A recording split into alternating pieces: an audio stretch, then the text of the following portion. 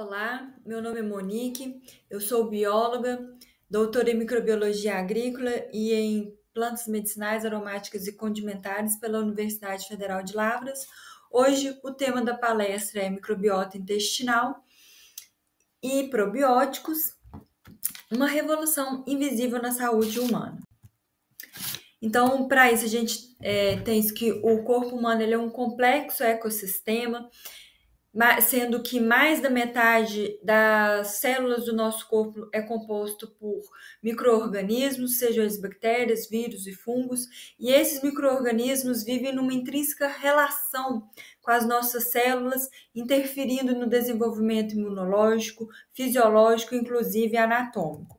Então, toda parte do nosso corpo que está em contato com o meio externo é passível de colonização por micro-organismos, seja a nossa pele, cavidade bucal, urogenital e o trato gastrointestinal.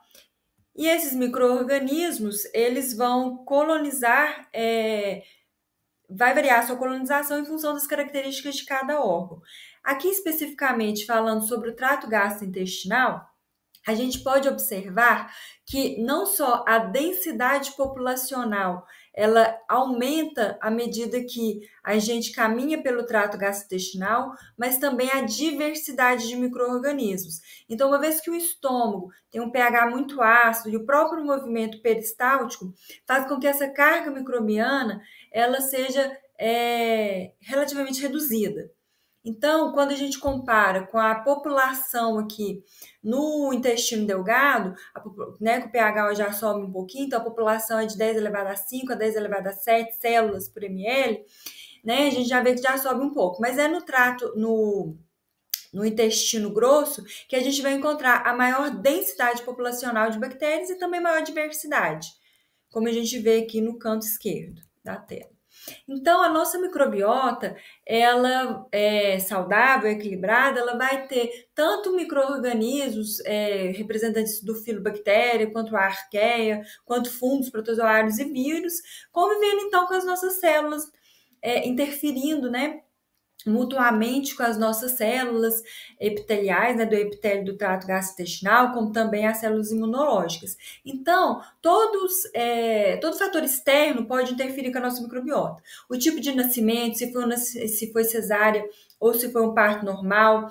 Essa microbiota, então, se foi um parto cesáreo, a microbiota da pele, né, e vai ter interferência com a colonização da nossa microbiota intestinal. Se for um parto normal, as bactérias da cavidade vaginal vão interferir com a colonização da nossa microbiota intestinal, o tipo de alimentação que esse bebê teve ao longo da vida, se foi alimentação materna ou por fórmulas, agentes estressores, medicamentos que tomamos ao longo da vida, vacinas, o tipo de alimentação que vamos ter, se ingestão de fast food, de muito açúcar, consumo de bebida alcoólica, se praticamos atividades físicas, enfim, tudo isso vai interferir com a nossa microbiota intestinal. E a função básica dela é proteção ecológica, porque a microbiota ela vai competir, ela vai impedir o crescimento de micro-organismos possivelmente patogênicos, quer seja competindo por nutrientes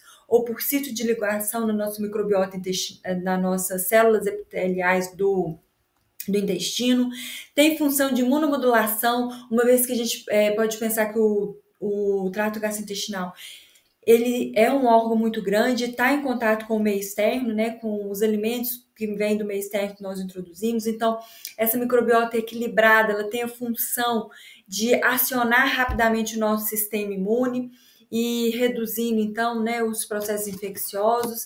Tem contribuição nutricional, uma vez que determinadas bactérias são capazes de produzir vitaminas, como a vitamina B12, vitamina K, ajuda na degradação de certos carboidratos, como a lactose. Então, representantes que a gente pode observar de bactérias possivelmente patogênicas, como Escherichia, Clostridium, como bactérias positivas, né, as probióticos, como Bifidobacterium, Lactobacillus. Então, é o conjunto desses micro-organismos, tanto benéficos como patogênicos, vivendo em equilíbrio que a gente dá o nome de eubiose. Então, nessa microbiota intestinal equilibrada, a gente vai ter uma proporção do filo Firmicutes para bacteroides, numa proporção de 1 para 1 ou 1 para 3. Quando a gente tem o rompimento desse equilíbrio, então a gente tem um quadro de disbiose, a gente então vai observar uma patologia, né, o surgimento de alguma doença.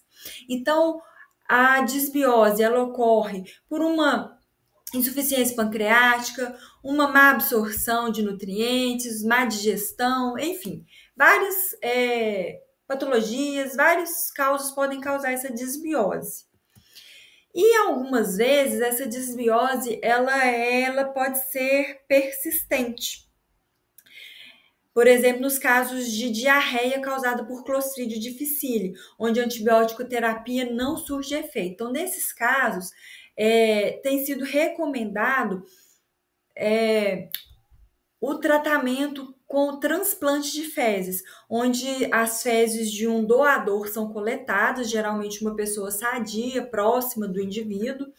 Essas fezes, elas são coletadas, tratadas, centrifugadas e reintroduzidas no receptor, no paciente, com o intuito de que essa microbiota possa ser recolonizada por micro-organismos mais saudáveis e restabelecido, então, o quadro de eubiose e sendo sanado, então, um quadro de diarreia. Tem sido também proposto tratamento com transplante de fezes em casos de inflamação do intestino grosso e em quadros de obesidade.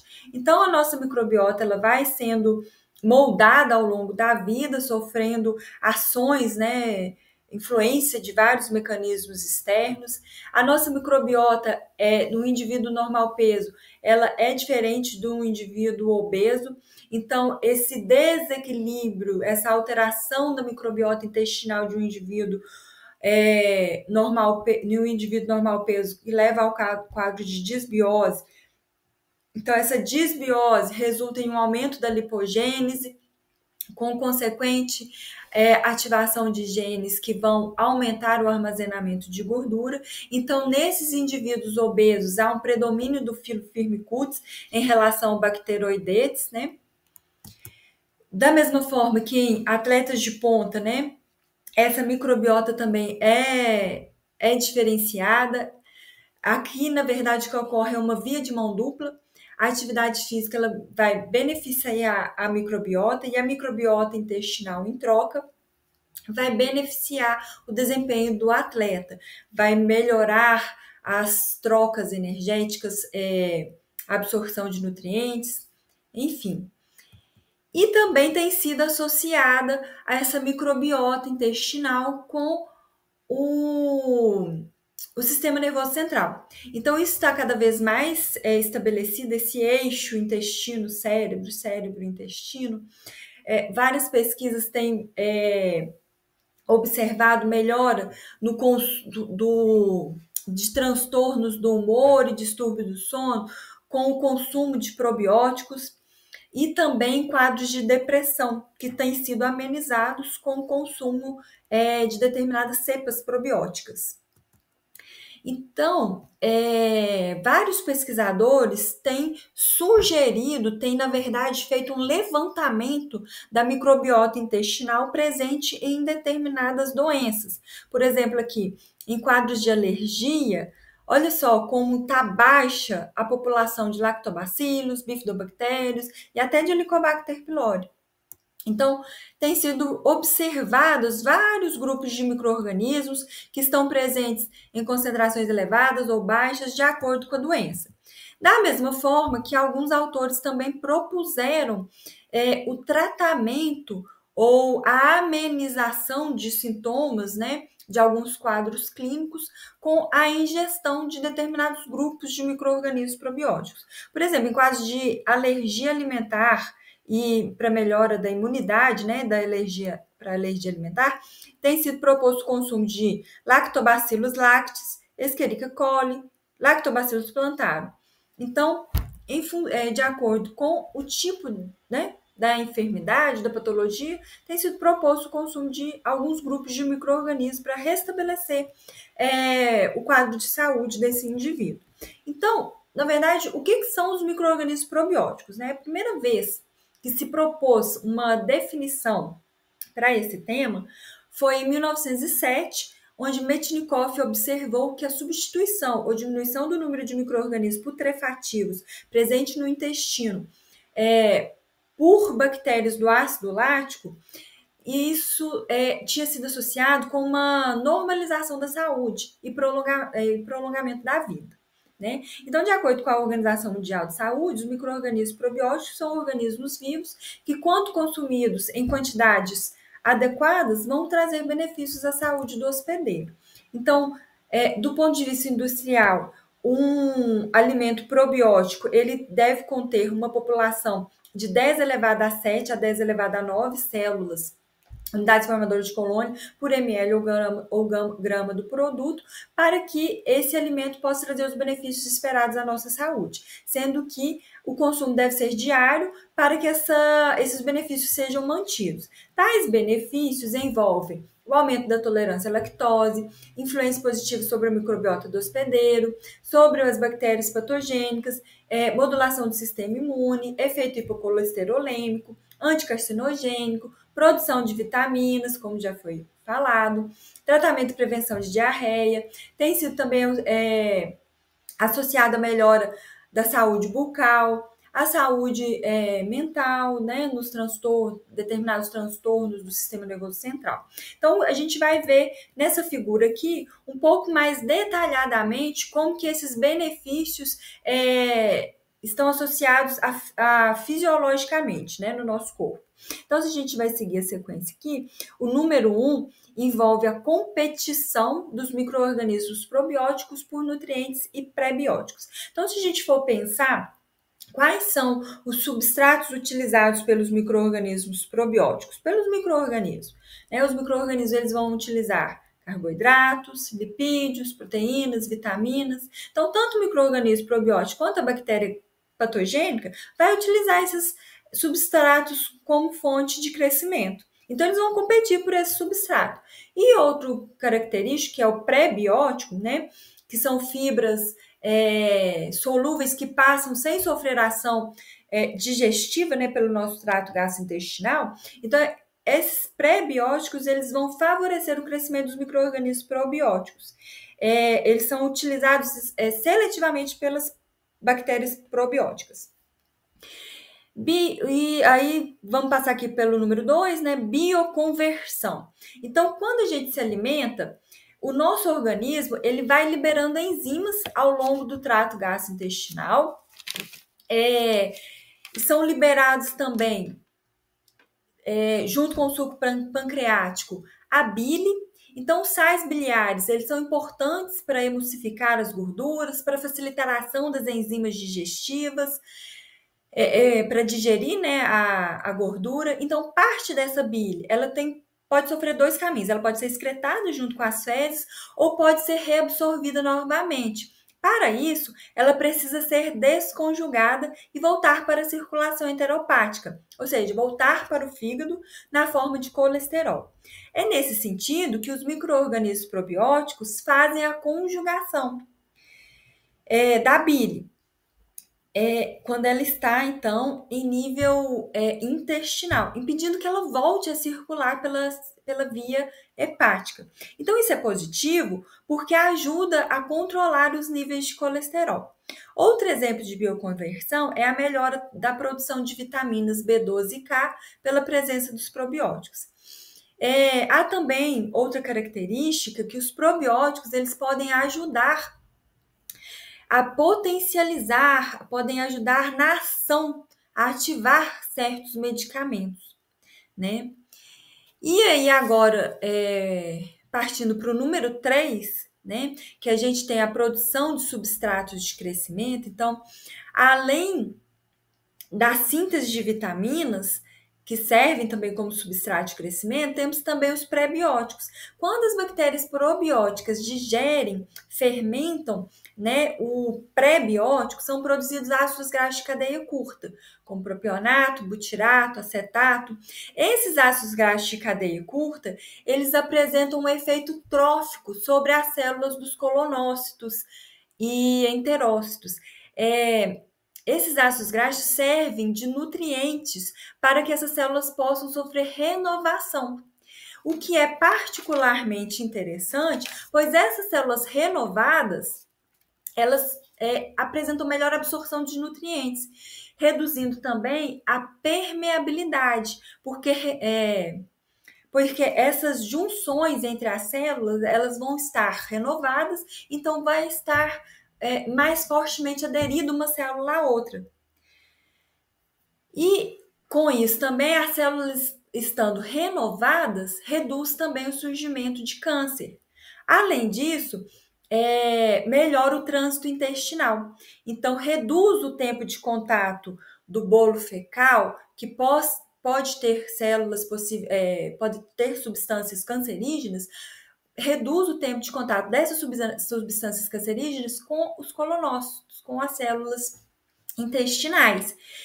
Então, melhorando o trânsito e melhorando também, reduzindo, né, a possibilidade de câncer. O número 4 envolve o antagonismo direto, que as bactérias probióticas, elas produzem bacteriocinas, que são substâncias que vão agir inibindo, impedindo o crescimento de células patogênicas. O número 5 envolve a competição por exclusão. É o que já foi mencionado, né, rapidamente. As bactérias probióticas, elas vão competir com os patógenos por sítio de ligação nas células, no epitélio intestinal, nos enterócitos e colonócitos, né?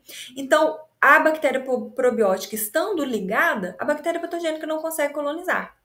Então, o que está também associado com o próximo tópico, que é a função de barreira. Então, a ligação do probiótico na célula intestinal, ela vai estimular a produção de mucina, que auxilia na função de barreira, que vai dificultar, a mucina vai dificultar a fixação de bactérias patogênicas. Além disso, quando a gente tem uma produção boa de mucina, ela ajuda também no deslizamento do bolo fecal, então na melhora do trânsito intestinal, no processo de defecação. Então, quando essa barreira, né, ela não é eficiente, pode surgir espaços entre as células epiteliais, entre os colonócitos e enterócitos, e com isso pode haver a translocação bacteriana. As bactérias saem da luz intestinal, caem na corrente sanguínea, causando septicemia e infecção generalizada. Além disso, quando o indivíduo tem muita bactéria gram-negativa, as bactérias gram-negativas elas têm em sua membrana os lipopolissacarídeos, que são a sigla LPS. Então, quando esse LPS passa para a corrente sanguínea, isso pode causar, né, um efeito inflamatório no nosso organismo. Aliado a isso, a gente tem também as junções tipo gap entre as células, que se tornam mais fortes na presença dos micro-organismos probióticos, né, contribuindo então para essa função de barreira. E já adentrando no próximo tópico, que é a redução então da inflamação. Então, como a gente tem a melhora das funções das junções tipo gap, as junções tipo gap vão impedir a passagem do LPS para a corrente sanguínea, né? Os quais não vão se ligar, então, aos receptores e, consequentemente, não vão causar o processo inflamatório. Então, outro fator que está associado com a redução do processo inflamatório é a redução da população de bactérias patogênicas, pelos vários mecanismos que já foi mencionados, né? E com isso, né, reduz o processo inflamatório. Os probióticos também estão associados a uma resposta inflamatória menos exacerbada. Porque se a gente for pensar, o que é o processo inflamatório? É uma resposta do nosso organismo na tentativa de sanar uma infecção, de sanar aquela injúria. E às vezes essa tentativa, quando é muito exacerbada, a gente pode ter febre, né? Então, quando essa resposta é muito potente, e para a gente não ter prejuízo, às vezes, né, a gente é necessário tomar, então, um anti-inflamatório, justamente para controlar essa inflamação. Mas não quer dizer que a inflamação ela é maléfica, ela é negativa, pelo contrário. A forma excessiva, exacerbada, é que é pode ser prejudicial, pode ser ruim. Então, os probióticos, eles estimulam uma produção de ecoisanoides que são, como exemplos, prostaglandinas, tromboxanos, leucotrienos. Então, os probióticos, eles estão associados a uma produção desses eicosanoides menos potentes, que são os do tipo 3. Então, nesse sentido, os probióticos eles vão apresentar uma resposta inflamatória mais atenuada, vão combater a inflamação, mas essa resposta ela vai ser menos exacerbada, né? E por fim, a gente tem que os probióticos, eles podem estimular o nosso sistema imunológico. Então, a presença deles pode estimular a produção, por exemplo, de interleucinas 10, que tem efeito anti-inflamatório, pode estimular IgA e IgG, né, imunoglobulina, né, que estão associados à resposta inflamatória. Porque quando se pensa em saúde intestinal, o probiótico ele vai atuar localmente, né? Então, vai atuar melhorando a saúde do intestino como um todo. Mas a gente tem que pensar que a resposta ela é sistêmica, né? Ela vai combater de forma, ela sendo eficiente, ela vai ser sistêmica, né? Afetando como um todo. Então, aqui a gente tem alguns exemplos de micro-organismos, por exemplo, os lactobacilos, enterococcus, bifidobactérios, Saccharomyces boulardii, né? E como que é a forma de comercialização desses micro-organismos? A gente tem sachês e cápsulas, pode ter os produtos lácteos, que é o mais comum da gente encontrar, mas tem também alimentos fermentados espontaneamente à base de cereais, frutas, peixes e vegetais, né? A gente tem os alimentos fermentados espontaneamente, com ricas fontes de micro-organismos probióticos, como as bebidas indígenas. Então, para esse probiótico ele ser aplicado num produto, ele precisa driblar vários obstáculos, porque o trato gastrointestinal é um ambiente hostil para a bactéria. Então, ela tem que resistir ao ácido estomacal, às enzimas, ao suco pancreático. Não só isso, como também ser capaz de aderir à mucosa intestinal e colonizar para que esse micro-organismo possa trazer os benefícios esperados. E principalmente essa bactéria probiótica ela tem que ser reconhecida como segura, ela não pode ser de forma alguma patogênica. Então, do ponto de vista industrial, essa bactéria ela tem que ter baixo custo, ser de fácil aplicação no alimento, no produto e manter sua viabilidade ao longo do processamento e armazenamento. Então, com o intuito de aumentar a viabilidade, maximizar a probabilidade dessa bactéria probiótica sobreviver à nossa microbiota intestinal, muitas vezes esses micro-organismos eles têm sido isolados das fezes humanas, né? Justamente para aumentar essa sobrevida, essa probabilidade do micro-organismo sobreviver.